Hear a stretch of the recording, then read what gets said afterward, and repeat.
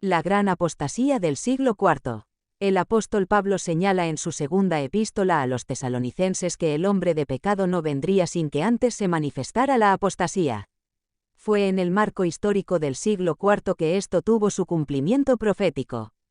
Los inicios de la apostasía que llevarían al establecimiento del papado ya se veían durante el tiempo de Pablo, cuando el misterio de iniquidad estaba en marcha.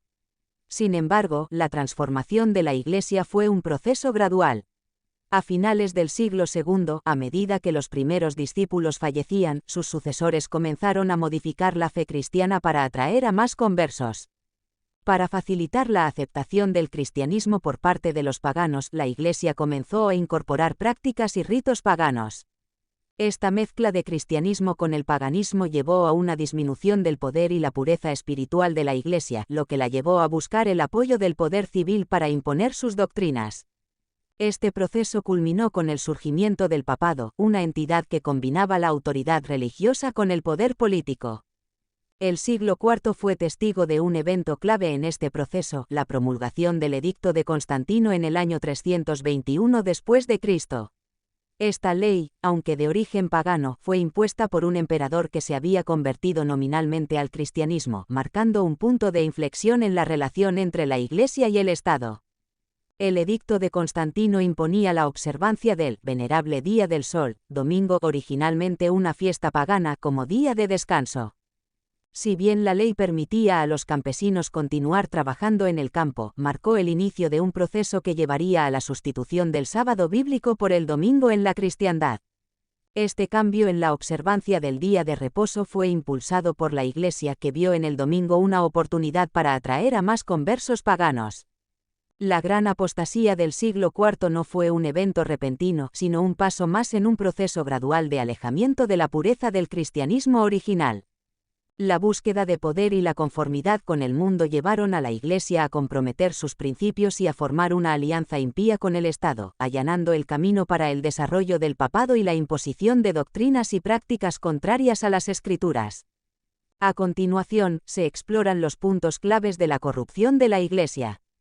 El surgimiento del poder papal. La Iglesia, una vez gloriosa, se desvió de su fe original en los siglos III y IV, dando lugar a la gran apostasía.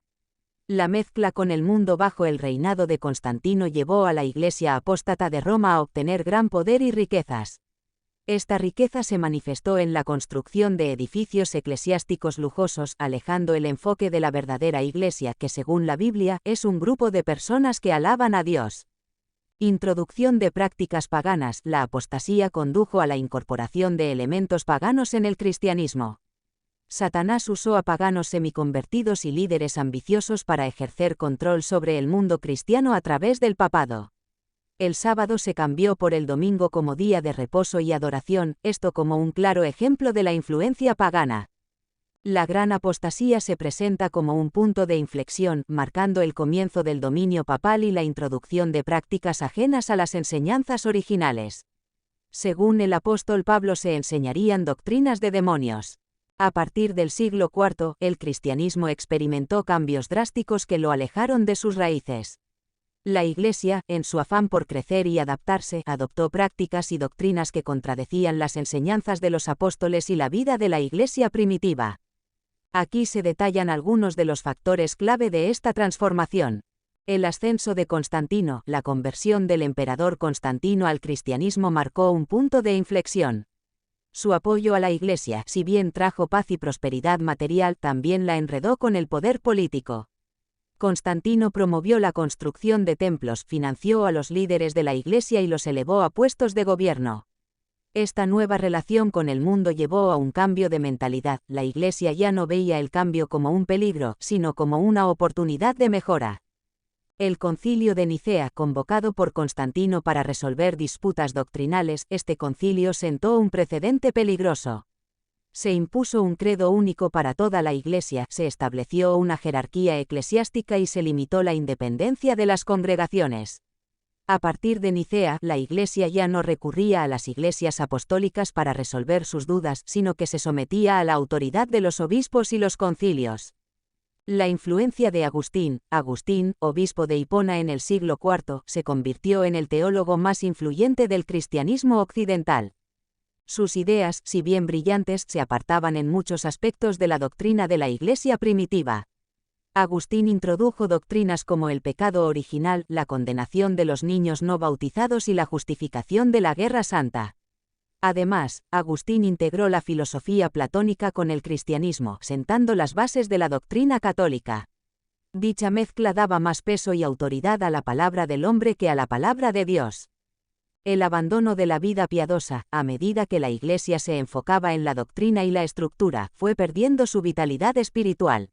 La búsqueda de riquezas, la adopción de modas mundanas y la negación de la fe en tiempos de persecución se hicieron cada vez más comunes. La Iglesia del siglo IV se asemejaba más a una institución social que a una comunidad de creyentes transformados por el Espíritu. La Iglesia actual se enfrenta a los mismos desafíos que la Iglesia del siglo IV.